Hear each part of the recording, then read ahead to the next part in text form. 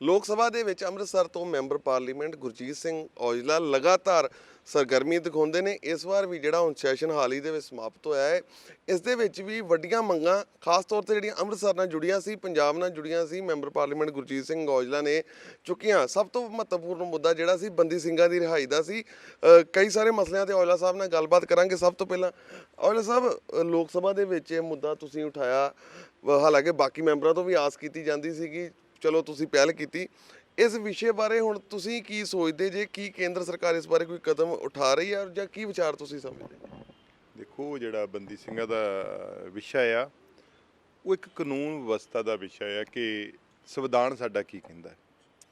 ਸੰਵਿਧਾਨ ਦੇ ਮੁਤਾਬਕ ਕੋਈ ਵੀ ਇਨਸਾਨ ਹੋਵੇ, ਬੰਦੀ ਸਿੰਘ ਹੋਣ ਜਾਂ ਕੋਈ ਹੋਰ ਵੀ ਹੋਵੇ, ਸਪੈਸ਼ਲੀ ਕਿਉਂਕਿ ਪੰਜਾਬ ਨਾਲ ਰਿਲੇਟ ਕਰਦਾ, ਇਸ ਕਰਕੇ ਬੰਦੀ ਸਿੰਘਾਂ ਦਾ ਇਸ਼ੂ ਜਿਹੜਾ ਉਹ ਹਰ ਬੰਦੇ ਦੀ, ਹਰ ਜਮਾਤ ਦੇ ਲੋਕਾਂ ਦੇ ਮਨ ਦੇ ਵਿੱਚ ਇਹ ਗੱਲ ਹੈਗੀ ਹੈ ਕਿ ਜਿਹੜਾ ਬੰਦਾ ਸੰਵਿਧਾਨ ਦੇ ਮੁਤਾਬਕ ਸਜ਼ਾ ਪੂਰੀ ਕਰ ਚੁੱਕਾ ਹੋਵੇ ਉਹਦਾ ਜੇਲ੍ਹ 'ਚ ਰਹਿਣਾ ਠੀਕ ਨਹੀਂਗਾ। ਕਾਨੂੰਨ ਹੀ ਆਂਦਾ ਹੈ, ਕਿਉਂਕਿ ਅਸੀਂ ਸਭ ਤੋਂ ਵੱਧ ਸਹੁੰ ਵੀ ਅਸੀਂ ਜਦੋਂ ਪਾਰਲੀਮੈਂਟ 'ਚ ਖਾਨੇ ਤੇ ਸੰਵਿਧਾਨ ਦੀ ਖਾਨੇ ਕਿ ਇਹਦੇ ਤਹਿਤ ਇਹਦੇ ਅੰਦਰ ਰਹਿ ਕੇ ਅਸੀਂ ਸਾਰਾ ਕੰਮ ਕਰਾਂਗੇ। ਅਤੇ ਅੱਜ ਜੇ ਕੋਈ ਸੰਵਿਧਾਨ ਨੂੰ ਲੋਕ ਬਾਹਰ ਬਹਿ ਕੇ ਇਸ ਗੱਲ ਦੀ, ਚਾਹੇ ਕੋਈ NGO ਚਲਾਉਣ, ਚਾਹੇ ਕੋਈ ਸਮਾਜ ਸੇਵੀ ਜਥੇਬੰਦੀਆਂ, ਚਾਹੇ ਕੋਈ ਧਾਰਮਿਕ ਜਥੇਬੰਦੀਆਂ, ਇਹ ਗੱਲ ਕਰਨ ਕਿ ਸੰਵਿਧਾਨ ਦੀ ਉਲੰਘਣਾ ਹੋ ਰਹੀ ਹੈ, ਅਤੇ ਪਾਰਲੀਮੈਂਟ ਇੱਕ ਅਜਿਹਾ ਜਗ੍ਹਾ ਆ ਜਿੱਥੇ ਇਹ ਚੀਜ਼ਾਂ ਡਿਸਕਸ ਕਰ ਸਕਦੇ ਹਾਂ। ਸੋ ਮੇਰਾ ਵੀ ਇਹੀ ਮੰਨਣਾ ਸੀ ਕਿ ਜਿਹੜਾ ਵੀ ਕੋਈ ਸਜ਼ਾ ਪੂਰੀ ਕਰ ਚੁੱਕਾ ਹੈ ਬੰਦੀ ਸਿੰਘ, ਉਹਨਾਂ ਨੂੰ ਤੁਸੀਂ ਰਿਹਾ ਕਰੋ। ਉਹਨਾਂ ਨੂੰ ਗੈਰ ਕਾਨੂੰਨੀ ਤੌਰ 'ਤੇ ਰੱਖਣਾ ਵਾਜਬ ਨਹੀਂ ਹੈਗਾ।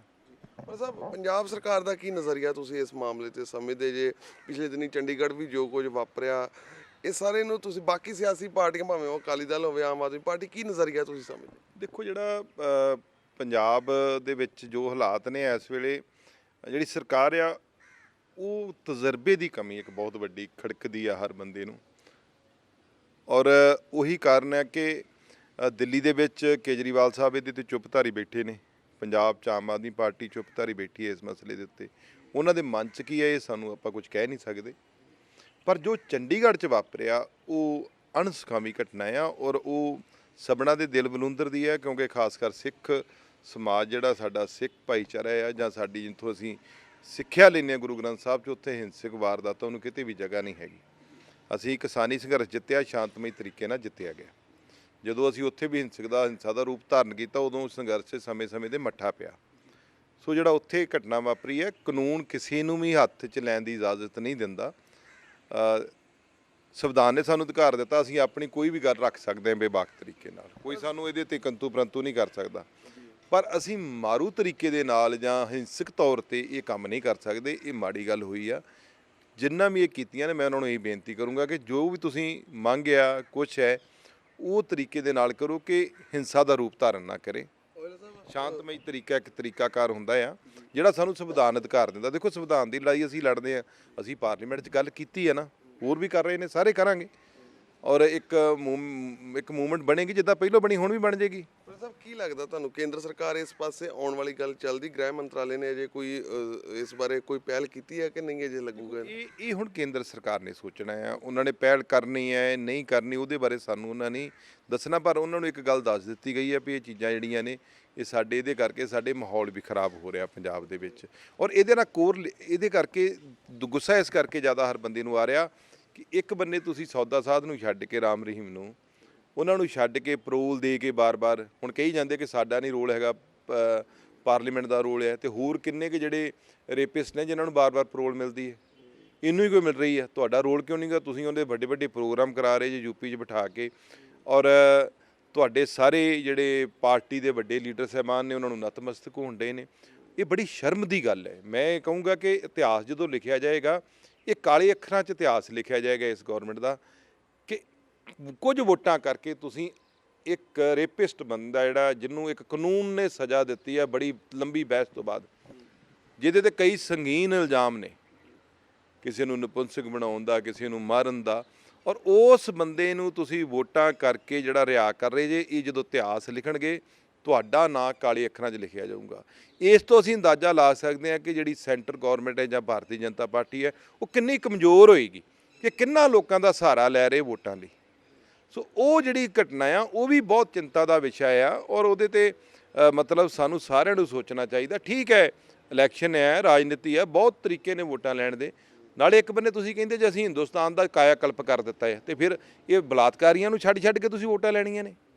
ਇਹ ਵੱਡਾ ਗੰਭੀਰ ਵਿਸ਼ਾ ਆ। ਇਸ ਕਰਕੇ ਜਿਹੜੀ ਆਜ਼ਾਦੀ ਤਲਖੀ ਇਸ ਕਰਕੇ ਵੱਧ ਰਹੀ ਵੀ ਜਿਨ੍ਹਾਂ ਦੀ ਸਜ਼ਾ ਪੂਰੀ ਹੋਈ ਉਹਨਾਂ ਨੂੰ ਤਾਂ ਛੱਡਿਆ ਨਹੀਂ ਜਾ ਰਿਹਾ। ਇੱਕ ਬਲਾਤਕਾਰੀ ਅੰਦਰ ਹੈ, ਉਹਨੂੰ ਬਾਰ-ਬਾਰ ਤੁਸੀਂ ਪਰੋਲ ਤੇ ਰਿਹਾ ਕਰ ਰਹੇ ਕਿਉਂਕਿ ਉਹਦੇ ਕੋਲ ਵੋਟਾਂ ਨੇ। ਔਜਲਾ ਸਾਹਿਬ, ਪਿਛਲੇ ਦਿਨਾਂ ਦੇ ਵਿੱਚ ਇਹ ਮੁੱਦੇ ਤੇ ਤੁਸੀਂ ਆਪਣੀ ਬੜੀ ਵਧੀਆ ਢੰਗ ਦੇ ਨਾਲ ਲੋਕ ਸਭਾ 'ਚ ਆਵਾਜ਼ ਉਠਾਈ। ਇੱਕ ਪੰਜਾਬ ਦੇ ਲੋਕ ਇਹ ਬੜੇ ਉਤਸੁਕਤਾ ਨਾਲ ਜਾਣਨਾ ਚਾਹੁੰਦੇ ਕਿ ਇੱਕ ਤੁਸੀਂ ਲੋਕ ਸਭਾ 'ਚ ਮਸਲਾ ਉਠਾਇਆ ਸੀ ਸਮਰ ਪੈਲੇਸ ਜਿਹੜਾ ਸ਼ੇਰੇ ਪੰਜਾਬ ਮਹਾਰਾਜਾ ਰਣਜੀਤ ਸਿੰਘ ਦਾ ਸੀ। ਉਹ ਜਿੰਨਾ ਕੁ ਤੁਹਾਡੇ ਕੋਲ ਸਮਾਂ ਸੀ ਉਹਨੇ 'ਚ ਤੁਸੀਂ ਉਠਾ ਦਿੱਤਾ, ਅੱਗੋਂ ਜਵਾਬ ਵੀ ਆ ਗਿਆ ਮਿਨਿਸਟਰ ਆਫ ਸਟੇਟਸ ਦਾ। ਐਕਚੁਅਲੀ ਉੱਥੇ ਕਿਸ ਤਰ੍ਹਾਂ ਦਾ ਕੰਮ ਜਿਹੜਾ ਵਾ ਹੋਣਾ ਚਾਹੀਦਾ, ਜਿਹੜੀ ਤੁਸੀਂ ਤਜਵੀਜ਼ ਉਹਨਾਂ ਨੂੰ ਦਿੱਤੀ ਆ, ਔਰ ਕਿਵੇਂ ਦਾ ਉੱਥੇ ਜਿਹੜਾ ਡਿਵੈਲਪਮੈਂਟ ਹੋਰ ਤਰ੍ਹਾਂ ਹੋਣੀ ਚਾਹੀਦੀ, ਜੇ ਤੁਸੀਂ ਦੱਸ ਸਕਦੇ। ਜਿਹੜਾ ਇਹ ਕੰਪਨੀ ਬਾਗ ਸ਼ੇਰੇ ਪੰਜਾਬ, ਖਾਸ ਕਰਕੇ ਕੰਪਨੀ ਬਾਗ ਦਾ ਸਾਰਾ ਹਿੱਸਾ ਹੀ ਜਿਹੜਾ ਸਮਰ ਪੈਲਸ ਦੀ ਆਪਾਂ ਕਰਦੇ, ਬਾਹਰਲਾ ਵੀ ਇਹ ਆਰਕੋਲੋਜੀ ਸਰਵੇ ਆਫ ਇੰਡੀਆ ਦੇ ਅੰਦਰ ਆਉਂਦਾ ਆ, ਡਿਪਾਰਟਮੈਂਟ ਦੇ ਅੰਦਰ ਆਉਂਦਾ ਆ, ਔਰ ਮਿਨਿਸਟਰੀ ਦੇ ਅੰਦਰ ਆਉਂਦਾ ਆ, ਜਿਹੜੀ ਕਲਚਰ ਮਿਨਿਸਟਰੀ ਉਹਦੇ ਅੰਦਰ ਇਹ ਸਾਰਾ ਮਤਲਬ ਅੰਡਰ ਆਉਂਦਾ ਹੈ। ਸੋ ਕੁਦਰਤੀ ਉਦੋਂ ਕੁਐਸਚਨ ਲੱਗਾ ਸੀ ਔਰ ਮੈਂ ਸਪਲੀਮੈਂਟਰੀ ਕੁਐਸਚਨ ਆਤੇ ਰਿਕੁਐਸਟ ਕੀਤੀ ਸਪੀਕਰ ਸਾਹਿਬ ਨੂੰ, ਉਹਨਾਂ ਨੇ ਮੈਨੂੰ ਇਜਾਜ਼ਤ ਦੇ ਦਿੱਤੀ। ਕੁਐਸਚਨ ਕਿਸੇ ਹੋਰ ਮੈਂਬਰ ਪਾਰਲੀਮੈਂਟ ਦਾ ਸੀ। ਫਿਰ ਮੈਂ ਉਹਨਾਂ ਨੂੰ ਉੱਠ ਕੇ ਰਿਕੁਐਸਟ ਕੀਤੀ, ਕੁਐਸਚਨ ਕੀਤਾ ਕਿ ਤੁਸੀਂ ਜਿਹੜਾ ਸਮਰ ਪੈਲੇਸ 'ਚ ਕੰਮ ਚੱਲ ਰਿਹਾ ਪਿਛਲੇ ਲੰਬੇ ਸਮੇਂ ਦਾ ਕਰ ਰਿਹਾ, ਅਤੇ ਜਿਹੜਾ ਕੰਮ ASI ਦੇ ਅੰਡਰ ਹੈ ਉਹ ਬਹੁਤ ਸਲੋ ਹੈ, ਆਪਣੀ ਮਰਜ਼ੀ ਨਾਲ ਕਰਦੇ ਆ, ਅਤੇ ਉਹਦੇ ਕਰਕੇ ਹਾਲਾਤ ਬੜੇ ਮਾੜੇ ਹੋਏ ਪਏ ਆ। ਤਾਂ ਮੈਂ ਮਿਨਿਸਟਰ ਸਾਹਿਬ ਨੂੰ ਇਹੀ ਬੇਨਤੀ ਕੀਤੀ ਸੀ ਕਿ ਤੁਸੀਂ ਸਾਨੂੰ ਦੱਸਿਆ ਜਾਵੇ ਵੀ ਜਦੋਂ ਤੁਸੀਂ ਪੈਸੇ ਦਿੰਦੇ, ਜਦੋਂ ਕੰਮ ਅਲਾਟ ਕਰਦੇ, ਕੀ ਤੁਸੀਂ ਉਹਦੀ ਮਗਰ ਧਿਆਨ ਨਹੀਂ ਰੱਖਦੇ, ਕਿੰਨੇ ਚਿਰ 'ਚ ਪੂਰਾ ਕਰਨਾ ਆ, ਕਿੰਨਾ ਕੰਮ ਹੋ ਗਿਆ, ਕਿੰਨਾ ਨਹੀਂ ਹੋ ਗਿਆ। ਬਾਰ-ਬਾਰ ਚਿੱਠੀਆਂ ਲਿਖਣ ਦੇ ਬਾਵਜੂਦ ਮੈਂ ਮਿਲ ਕੇ ਵੀ ਆਇਆ ਡਿਪਾਰਟਮੈਂਟ ਦੇ ਅੰਦਰ, ਕੰਮ ਦੀ ਬਹੁਤ ਸਲੋ ਗਤੀ ਹੈ। ਪਰ ਉਹਨਾਂ ਨੇ ਕਿਉਂਕਿ ਉਹਨਾਂ ਨੇ ਜੋ ਇੱਥੇ ਆਏ ਸੀ ਉਹਨਾਂ ਵਿਜ਼ਿਟ ਵੀ ਕੀਤਾ, ਹੋ ਸਕਦਾ ਉਦੋਂ ਇਹਨਾਂ ਨੇ ਇੱਕ ਦੂਜੇ 'ਤੇ ਸੁੱਟ ਦਿੰਦੇ ਆ ਕਿ ਸਮਾਰਟ ਸਿਟੀ ਦਾ ਕੰਮ ਹੈ ਜੀ, ਇਹ ਕਾਰਪੋਰੇਸ਼ਨ ਦਾ ਕੰਮ ਹੈ, ਆਪਣੇ ਗਲੋਂ ਲਾ ਕੇ ਜਿਹੜੇ ਅਫਸਰ ਸਾਹਿਬਾਨ ਹੁੰਦੇ ਉਹਨਾਂ ਨੇ ਸ਼ਾਇਦ ਉਹਨਾਂ ਨੂੰ ਇਸ ਤਰੀਕੇ ਨਾਲ ਫੀਡ ਕੀਤਾ। ਫਿਰ ਮੈਂ ਮਿਲ ਕੇ ਉਹਨਾਂ ਨੂੰ ਸਮਝਾਇਆ ਸੀ, ਮੈਂ ਕਿਹਾ ਦੇਖੋ ਜਿਹੜੀ ਤੁਸੀਂ ਗੱਲ ਕਹਿ ਰਹੇ ਜੀ, ਜਦੋਂ ਕੁਐਸਚਨ ਖਤਮ ਹੋ ਗਿਆ ਫਿਰ ਮੈਂ ਉਹਨਾਂ ਨੂੰ ਸਪੈਸ਼ਲ ਆਪ ਮਿਲਿਆ ਜਾ ਕੇ। ਮੈਂ ਕਿਹਾ ਜੀ ਭੈਣ ਜੀ ਗੱਲ ਇਹ ਹੈ ਮੰਤਰੀ ਸਾਹਿਬ, ਜਿਹੜਾ ਤੁਸੀਂ ਗੱਲ ਕਹਿ ਰਹੇ ਜੇ ਉਹ ਗੱਲ ਤੁਹਾਨੂੰ ਕਿਸੇ ਨੇ ਮੈਨੇ ਗਲਤ ਗਾਈਡ ਕੀਤਾ ਆ। ਮੈਂ ਆਪ ਤੁਹਾਨੂੰ ਕਹਿੰਦਾ ਕਿ ਜਿਹੜਾ ASI ਦੇ ਅੰਦਰ ਏਰੀਆ ਕੰਮ ਹੋਣ ਵਾਲਾ ਆ ਉਹਦੀ ਮਾੜੀ ਹਾਲਤ ਹੈ। ਨੋ ਡਾਊਟ ਕਿ ਕਾਰਪੋਰੇਸ਼ਨ ਵੀ ਬਹੁਤ ਵਧੀਆ ਕੋਈ ਰੋਲ ਅਦਾ ਨਹੀਂ ਕਰ ਰਹੀ। ਸਮਾਰਟ ਸਿਟੀ ਦੇ ਅੰਦਰ ਜਿਹੜਾ ਪ੍ਰੋਜੈਕਟ ਹੈ ਉਹਦੇ ਵਿੱਚ ਵੀ ਕੋਈ ਬਹੁਤ ਜ਼ਿਆਦਾ ਵਧੀਆ ਕੰਮ ਨਹੀਂ ਹੋ ਰਿਹਾ। ਪਰ ਜਿਹੜਾ ਤੁਹਾਡਾ ਡਿਪਾਰਟਮੈਂਟ ਹੈ, ਇਹਨਾਂ ਨੂੰ ਤਾਂ ਅਸੀਂ ਇੱਥੇ ਦਿਸ਼ਾ ਦੀ ਮੀਟਿੰਗ 'ਚ ਜਾਂ ਬਾਅਦ 'ਚ ਮੀਟਿੰਗ ਕਰਕੇ ਇਹਨਾਂ ਦਾ ਰਿਵਿਊ ਕਰ ਲਾਂਗੇ, ਪਰ ਜਿਹੜਾ ਤੁਹਾਡਾ ਡਿਪਾਰਟਮੈਂਟ ਹੈ ਉਹ ਇਹਦੇ 'ਤੇ ਕੰਮ ਸਹੀ ਨਹੀਂ ਕਰ ਰਿਹਾ। ਸੋ ਉਹਨਾਂ ਨੇ ਕਿਹਾ ਸੀ ਮੈਂ ਇਹਦੀ ਰਿਪੋਰਟ ਮੁਕਾ ਕੇ ਨਾ ਫਿਰ ਮੈਂ ਤੁਹਾਨੂੰ ਇਹਦਾ ਜਵਾਬ ਭੇਜੂੰਗੀ ਲਿਖ ਕੇ। ਸਾਹਿਬ, ਇੱਕ ਰੀਸੈਂਟਲੀ ਪੰਜਾਬ ਦੇ ਮੁੱਖ ਮੰਤਰੀ ਸਾਹਿਬ ਨੂੰ ਵੀ ਤੁਸੀਂ ਇੱਕ ਚਿੱਠੀ ਲਿਖੀ ਸੀਗੀ, ਕੀ ਉਸ ਦੇ ਵਿੱਚ ਡਿਮਾਂਡ ਤੁਹਾਡੇ ਵੱਲੋਂ ਤੁਸੀਂ ਕੀਤੀ? ਹਾਂਜੀ, ਉਹਦੇ 'ਚ ਮੈਂ ਡਿਮਾਂਡ ਇਹ ਕੀਤੀ ਹੈ ਕਿ ਮੁੱਖ ਮੰਤਰੀ ਸਾਹਿਬ ਅੱਜ ਜਿਹੜੀਆਂ ਰਿਪੋਰਟਾਂ ਬੰਦ ਨੇ, ਜਿਹਦੀ ਮੈਂ ਆਵਾਜ਼ ਪਾਰਲੀਮੈਂਟ 'ਚ ਵੀ ਰੱਖੀ ਸੀ, ਡਰੱਗਸ ਦੀਆਂ ਰਿਪੋਰਟਸ ਨੇ, ਡਰੱਗਸ ਨਾਲ ਰਿਲੇਟਡ ਕੇਸਾਂ ਦੀਆਂ ਰਿਪੋਰਟਸ ਨੇ, ਅਲੱਗ-ਅਲੱਗ ਸਿੱਟ ਬਣੀਆਂ ਨੇ, ਸਰਕਾਰ ਦੀਆਂ ਵੀ ਨੇ, ਹਾਈ ਕੋਰਟ ਦੀਆਂ ਵੀ ਨੇ, ਉਹਦੀਆਂ 5-5 ਸਾਲ ਜਿਹੜੀਆਂ ਰਿਪੋਰਟਾਂ ਬੰਦ ਨੇ। ਅੱਜ ਹਾਈ ਕੋਰਟ ਦੇ ਉੱਤੇ ਬਹੁਤ ਵੱਡੇ ਸਵਾਲ ਚੁੱਕੇ ਜਾ ਰਹੇ ਨੇ ਔਰ ਮੰਦਭਾਗੀ ਗੱਲ ਹੈ ਕਿ ਅੱਜ ਹਾਈ ਕੋਰਟ ਨੂੰ ਚੁਰਾਹੇ ਦੇ ਵਿੱਚ ਭੰਡਿਆ ਜਾ ਰਿਹਾ ਔਰ ਹਾਈ ਕੋਰਟ ਨੂੰ ਇਹਦੇ ਬਾਰੇ ਸੋਚਣਾ ਚਾਹੀਦਾ, ਕਿਉਂਕਿ ਤੁਸੀਂ 5-5 ਸਾਲ ਤੇ ਨਹੀਂ ਰਿਪੋਰਟਾਂ ਬੰਦ ਰੱਖ ਸਕਦੇ।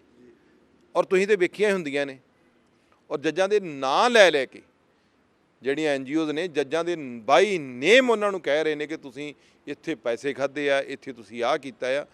ਸੋ ਉਹ ਰਿਪੋਰਟ 'ਤੇ ਮੈਂ ਮੁੱਖ ਮੰਤਰੀ ਸਾਹਿਬ ਨੂੰ ਕਿਹਾ ਕਿ ਤੁਸੀਂ ਇਹਨਾਂ ਚੀਜ਼ਾਂ 'ਤੇ ਸਰਕਾਰ ਬਣਾਈ ਆ। ਅੱਜ ਉਹ ਰਿਪੋਰਟਾਂ ਖੋਲ੍ਹੋ, ਕਿਹੜੇ ਪੋਲੀਟੀਕਲ ਬੰਦਿਆਂ ਦੇ ਨੇ ਜਾਂ ਸਭ ਤੋਂ ਵੱਡੇ ਅਫਸਰਾਂ ਦੇ ਨਾਂ ਆਉਂਦੇ ਨੇ। ਹੁਣ ਤੇ NGOs ਦੇ ਬਾਈ ਨੇਮ ਲੈ ਰਹੇ ਨੇ। ਚਲੋ ਮੈਂ ਤਾਂ ਰਿਪੋਰਟ ਨਹੀਂ ਪੜ੍ਹੀ, ਉਹਨਾਂ ਨੇ ਹੋ ਸਕਦਾ ਉਹਨਾਂ ਕੋਈ ਗੱਲ ਪੁਖਤਾ ਸਬੂਤ ਹੋਵੇ, ਔਰ ਇਹ ਗੱਲ ਚਰਚਾ 'ਚ ਅੱਗੇ ਪਹਿਲੋਂ ਵੀ ਹੈਗੀ ਹੈ ਕਿ ਵੱਡੇ ਅਫਸਰਾਂ ਦੇ ਨਾਂ ਆ, ਉਹਨਾਂ ਦੇ ਕਰਕੇ ਰਿਪੋਰਟਾਂ ਨਹੀਂ ਖੁੱਲ੍ਹ ਰਹੀਆਂ। ਉਹਨਾਂ ਨੂੰ ਹੁਣ ਸ਼ੰਕਾ ਇਹ ਆ ਜਿਹੜੇ NGO ਤੇ ਮੈਂ ਪੜ੍ਹ ਰਿਹਾ ਸੀ ਕਿ ਇਹ ਇਹਨਾਂ ਦੇ ਨਾਲ ਛੇੜਛਾੜ ਕਰਨੀ ਚਾਹੁੰਦੇ ਨੇ, ਅਤੇ ਜੇ ਇਹੋ ਜਿਹੀ ਮੰਦਭਾਗੀ ਘਟਨਾ ਹੋ ਗਈ ਤਾਂ ਹਿੰਦੁਸਤਾਨ 'ਚ ਸਿਰ ਕਿੱਥੇ ਦੇਣਗੇ ਲੋਕ?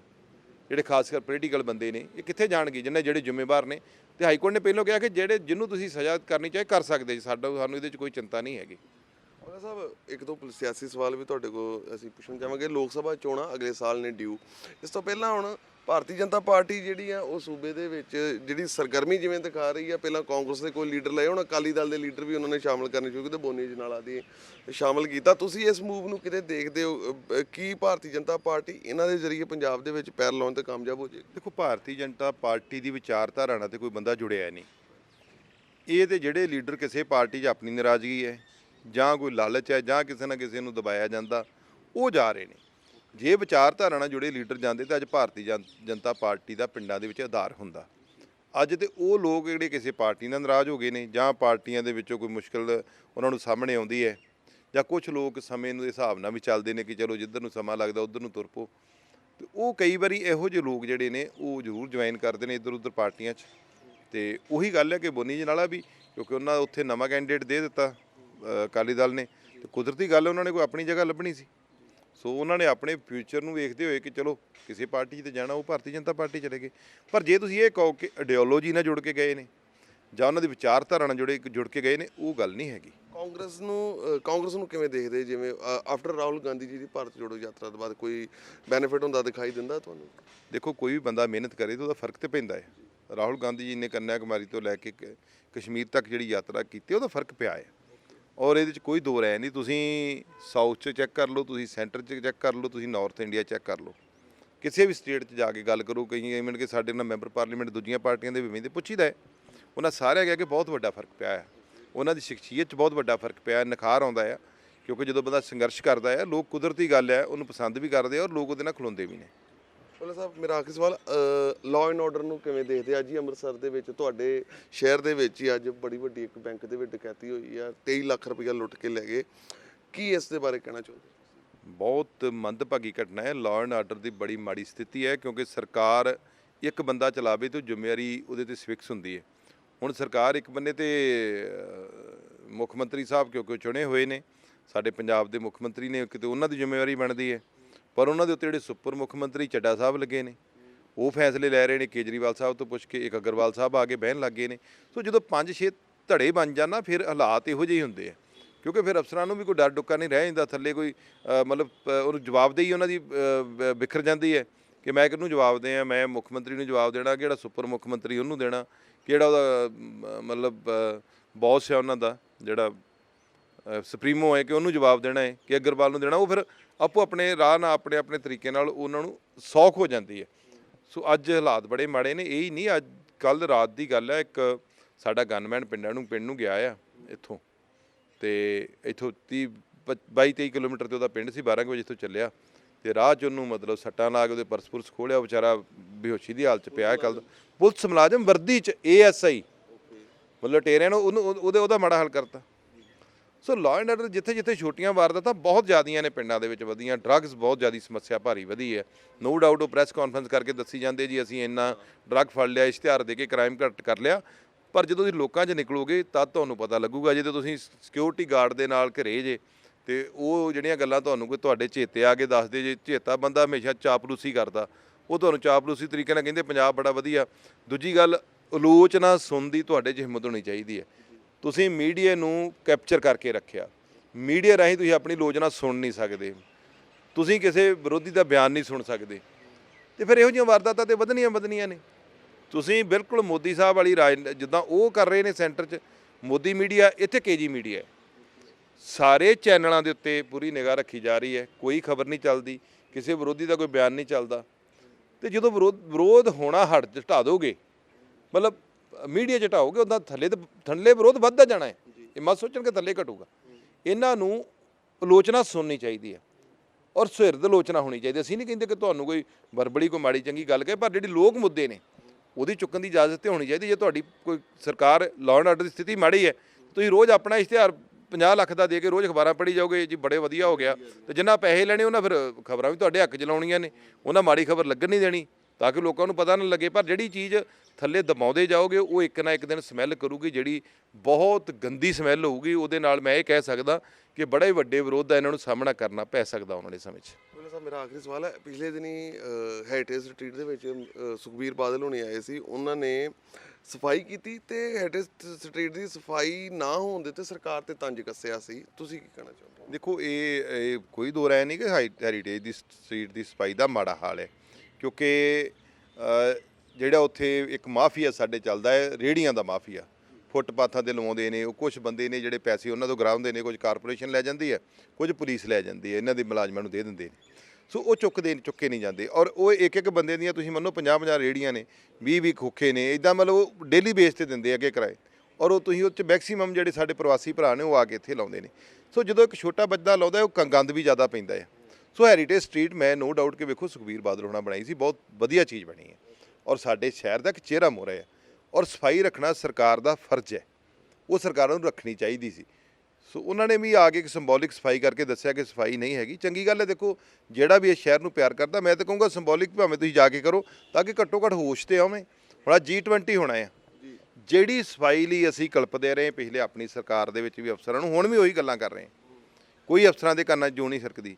ਜਦੋਂ ਪਤਾ ਕਿ ਜੇ ਸਫਾਈ ਦਾ ਕਿਤੇ ਮਤਲਬ ਕੋਈ ਖਬਰ ਲੱਗ ਗਈ ਜਾਂ ਕੋਈ ਗੱਲ, ਕਿਉਂਕਿ ਇੰਟਰਨੈਸ਼ਨਲ ਮੀਡੀਆ ਹੁਣ ਅੱਜ ਮਤਲਬ ਦੂਰੇ ਹੋਏ ਪਏ ਅਫਸਰ ਸਾਰੇ, ਉਹੀ ਮੁਲਾਜ਼ਮ ਸਾਰੇ ਸੜਕਾਂ ਦੇ ਉੱਤੇ ਸਫਾਈ ਦਾ ਹਾਲ ਵੇਖੋ। ਮੈਂ ਤਾਂ ਇੱਕ ਦੋ ਅਫਸਰਾਂ ਨੂੰ ਵਧਾਈ ਦਿੱਤੀ, ਮੈਂ ਕਿਹਾ ਇਹ ਕੰਮ ਕਰਨ ਨੂੰ ਮੈਨੂੰ 4 ਸਾਲ ਹੋ ਗਏ, ਤੁਹਾਨੂੰ ਹਰ ਮੀਟਿੰਗ ਦੇ ਵਿੱਚ ਕਹਿਣਾ, ਹਰ ਗੱਲ 'ਚ ਕਹਿਣਾ, ਤੁਸੀਂ ਐਸ ਕੰਨੋਂ ਸੁਣਿਆ ਤੇ ਐਸ ਕੰਨੋਂ ਕੱਢਤਾ, ਕਿਉਂਕਿ ਹਰ ਇੱਕ ਨੇ ਆਕਾ ਆਪਣਾ ਉੱਤੇ ਫਿੱਟ ਕੀਤਾ ਹੁੰਦਾ ਸੀਐਮ ਦੇ ਹਾਊਸ 'ਚ, ਤੇ ਸੀਐਮ ਦੇ ਅੱਜ ਨੱਕ ਸੀਐਮ ਦਾ ਦਾਅ 'ਤੇ ਲੱਗਾ ਆ। ਇਹਨਾਂ ਨੂੰ ਪਤਾ ਕਿ ਜੇ ਸੀਐਮ ਦਾ ਨੱਕ ਦਾਅ 'ਤੇ ਲੱਗਾ ਨਾ, ਕੋਈ ਖਬਰ ਚੱਲ ਗਈ ਤੇ ਸਾਡੀ ਨੌਕਰੀ ਜਾਣੀ ਆ। ਅੱਜ ਤਾਂ ਕਰਕੇ ਸਫਾਈ ਹੋ ਰਹੀ ਆ, ਕੋਈ G20 ਦਾ ਡਰ ਡੁਰ ਨਹੀਂ ਇਹਨਾਂ ਨੂੰ ਹੈਗਾ ਕਿਸੇ ਨੂੰ ਵੀ। ਸਫਾਈ ਸਿਰਫ ਇਹਨਾਂ ਨੂੰ ਡਰ ਹੈ ਆਪਣੀ ਨੌਕਰੀ ਦਾ, ਵੀ ਜੇ ਸਫਾਈ ਮਾੜੀ ਹੋ ਗਈ, ਜੇ ਕਿਤੇ ਗੰਦ ਦੇਖ ਪਿਆ ਤੇ ਨੱਕ ਸੀਐਮ ਦਾ ਲੱਥਣਾ ਆ, ਤੇ ਜਦੋਂ ਨੱਕ ਸੀਐਮ ਦਾ ਲੱਥਾ ਤੇ ਫਿਰ ਕੁਦਰਤੀ ਗੱਲ ਆ ਇਹਨਾਂ ਦੀਆਂ ਨੌਕਰੀਆਂ ਜਾਣੀਆਂ ਨੇ। ਅੱਜ ਅਫਸਰ ਆਪਣੀ ਨੌਕਰੀ ਬਚਾਉਣ ਲਈ ਅੱਡੋ ਪਾਰ ਹੋਏ ਆ, ਕੋਈ ਜੀ ਆਇਆ ਕਰਨ ਨੂੰ ਨਹੀਂ ਹੋਏ। ਇਸ ਤੋਂ ਪਹਿਲਾਂ ਸਾਡੇ ਇੱਥੇ ਕਿੰਨੇ ਵੱਡੇ ਡੈਲੀਗੇਟ ਹੋ ਕੇ ਜਾਂਦੇ ਆ, ਬੜੇ ਪ੍ਰਾਈਮ ਮਿਨਿਸਟਰ ਹੋ ਕੇ ਜਾਂਦੇ, ਇਹਨਾਂ ਦੇ ਕਦੀ ਕੰਨ ਤੇ ਜੂੰ ਨਹੀਂ ਸਰਕਦੀ, ਇਹ ਨਹੀਂ ਪਰਵਾਹ ਕਰਦੇ। ਅੱਜ ਸਿਰਫ ਸਰਕਾਰ ਦਾ ਨੱਕ, ਸਿਰਫ ਸੀਐਮ ਦਾ ਮਤਲਬ ਚਿਹਰਾ ਮੋਹਰਾ ਬਚਾਉਣ ਨੂੰ ਇਹ ਕੰਮ ਕਰ ਰਹੇ, ਕਿਉਂਕਿ ਇਹਨਾਂ ਗਾਜ ਇਹਨਾਂ ਦੇ ਡਿੱਗਣੀ ਹੈ। ਹਾਂ, ਥੈਂਕ ਯੂ ਸਰ। ਤਾਂ ਮੈਂਬਰ ਪਾਰਲੀਮੈਂਟ ਗੁਰਜੀਤ ਸਿੰਘ ਔਜਲਾ ਆਪਣੇ ਬੇਬਾਕ ਅੰਦਾਜ਼ ਦੇ ਵਿੱਚ ਉਹਨਾਂ ਨੇ ਜਿਵੇਂ ਲੋਕ ਸਭਾ ਦੇ ਵਿੱਚ ਮੁੱਦੇ ਉਠਾਏ, ਬੰਦੀ ਸਿੱਖਾਂ ਦੀ ਰਿਹਾਈ ਦਾ ਮਸਲਾ ਬੜੇ ਉਹਨਾਂ ਨੇ ਉਤਸ਼ਾਹ ਦੇ ਨਾਲ ਉਠਾਇਆ ਸੀ, ਤੇ ਹੁਣ ਇਹ ਜਿਹੜੀ ਗੇਂਦ ਹੈ ਕੇਂਦਰ ਸਰਕਾਰ ਦੇ ਪਾਲੇ ਦੇ ਵਿੱਚ ਹੈ, ਔਰ ਸੰਵਿਧਾਨ ਦੇ ਦਾਇਰੇ ਦੇ ਵਿੱਚ ਰਹਿ ਕੇ ਔਜਲਾ ਸਾਹਿਬ ਦਾ ਕਹਿਣਾ ਹੈ ਕਿ ਸਾਰੇ ਕਦਮ ਜਿਹੜੇ ਨੇ ਚੁੱਕਣੇ ਚਾਹੀਦੇ ਨੇ, ਸੰਵਿਧਾਨ ਦੀ ਪਾਲਣਾ ਹੋਣੀ ਚਾਹੀਦੀ ਹੈ। ਨਾਲ ਹੀ ਉਹਨਾਂ ਨੇ ਕਈ ਹੋਰ ਅਹਿਮ ਮੁੱਦਿਆਂ ਦੇ ਉੱਤੇ ਵੀ ਗੱਲਬਾਤ ਕੀਤੀ। ਕੈਮਰਾ ਪਰਸਨ ਵਿਸ਼ਾਲ ਦੇ ਨਾਲ ਗਗਨਦੀਪ ਸ਼ਰਮਾ, ਦੈਨਿਕ ਸਵੇਰਾ ਟੀਵੀ, ਅੰਮ੍ਰਿਤਸਰ। ਬਾਬਾ ਸੁਲਤਾਨ ਜੀ ਗੋਲਡ ਮੈਡਲਿਸਟ ਤੁਹਾਡੇ ਸ਼ਹਿਰ ਵਿੱਚ ਪਹਿਲੀ ਵਾਰ ਅਦਭੁਤ ਸ਼ਕਤੀ ਚਮਤਕਾਰ ਦੇਖੋ। ਦੇਸ਼ ਵਿਦੇਸ਼ 'ਚ ਬੈਠੇ ਸਾਨੂੰ WhatsApp ਉੱਤੇ ਵੀ ਕਾਲ ਕਰ ਸਕਦੇ ਨੇ। ਘਰ ਬੈਠੇ 11 ਮਿੰਟਾਂ ਵਿੱਚ 101% ਗਾਰੰਟੀ ਨਾਲ ਸਮਾਧਾਨ। ਵਸ਼ੀਕਰਨ ਅਤੇ ਮੁੱਠ ਕਰਨੀ ਦੇ ਮਾਹਰ। ਸਭ ਤੋਂ ਪਹਿਲਾਂ ਕੰਮ ਕਰਨ ਦਾ ਵਾਅਦਾ। ਨੌਕਰੀ, ਪ੍ਰਮੋਸ਼ਨ, ਕਾਰੋਬਾਰ ਵਿੱਚ ਪਰੇਸ਼ਾਨੀ, ਘਰ 'ਚ ਝਗੜਾ, ਬਰਕਤ, ਔਲਾਦ ਕਹਿਣੇ ਤੋਂ ਬਾਹਰ ਹੋਣਾ, ਕੋਰਟ ਕੇਸ, ਤਲਾਕ, ਪ੍ਰਾਪਰਟੀ ਡਿਸਪਿਊਟ, ਗੁਪਤ ਰੋਗ, ਪੁਰਾਣਾ ਦਰਦ, ਪਤੀ ਪਤਨੀ ਵਿੱਚ ਅਣਬਣ, ਜਾਦੂ ਟੂਣਾ, ਮਨਮੋਹਣੀ, ਵਸ਼ੀਕਰਨ ਕਰਵਾਉਣਾ ਜਾਂ ਤੁੜਵਾਉਣਾ, ਸੌਤਨ ਦੁਸ਼ਮਣ ਤੋਂ ਛੁਟਕਾਰਾ ਸਦਾ ਲਈ, ਰੁੱਸੇ ਨੂੰ ਮਨਾਉਣਾ, ਪਿਆਰ ਮੁਹੱਬਤ। ਬਾਬਾ ਸੁਲਤਾਨ ਜੀ 87 913 81 830।